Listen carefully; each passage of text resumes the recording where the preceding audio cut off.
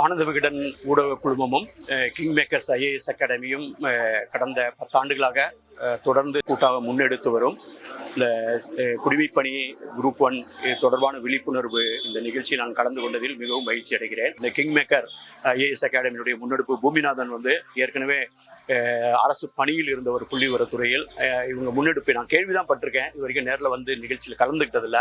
இன்னைக்கு இதெல்லாம் சொல்லும் போது பார்க்கும்போது ரொம்ப மகிழ்ச்சியாக இருந்தது. இந்த கிங் மேக்கர்ஸ் ஐஏஎஸ் அகாடமி மாணவர்கள் அனைவருக்கும் எனது வாழ்த்துக்களை தெரிவித்துக் கொள்கிறேன்.